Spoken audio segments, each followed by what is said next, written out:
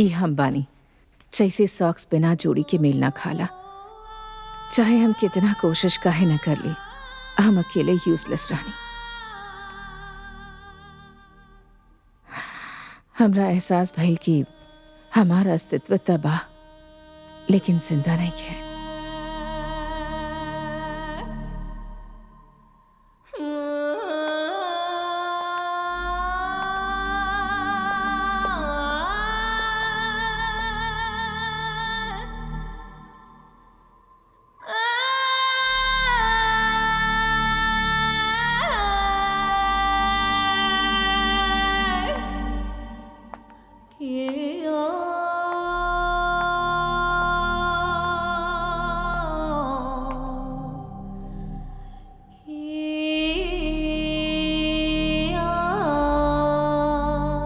Please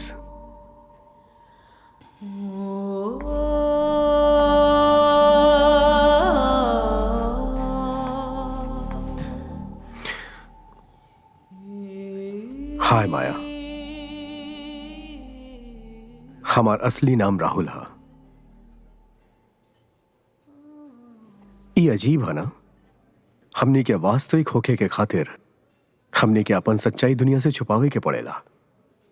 मतलब to fulfil your desires, your fantasies, ओकरा खातिर तू माया बन लू और हम डॉम का है।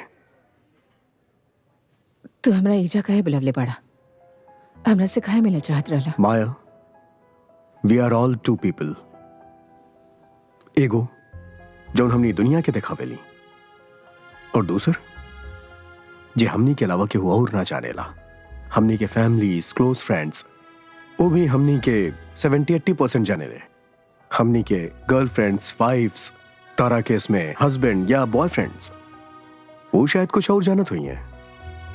मगर ये जोन 5% बा जे हमनी के अलावा केहू और ना जानेला,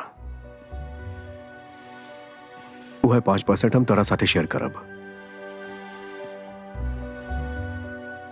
excuse me? Just you and me. हम एगो शादीशुदा औरत बानी। हाँ, हमार कुछ इच्छा और कल्पना बा। एकर मतलब ये नहीं है कि हम कोनो रोड साइड आदमी के पास ओकर पूर्ति खातिर चल जाए। अगर ये आइडिया तोरा एक्साइट ना करत ता तू हमरा से मिले कबो नहीं। तू लिसन माया, यू आर नॉट स्टूपिड। तोरा अच्छी तरह मालूम रहे कि हमने एजा काहे मिला तानी। हम जानत रहनी हम का सोचत रहनी। ओह गॉड, हमरा इजा ना आए चाहत रहे। हमरा इजा से जाए चाहे। एक मिनट रुक जा प्लीज।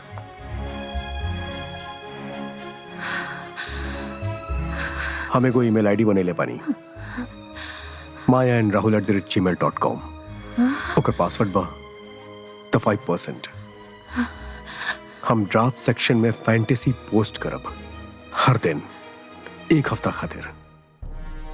बहुत सुन लेनी दुनिया के, अब अपन बॉडी के सुना।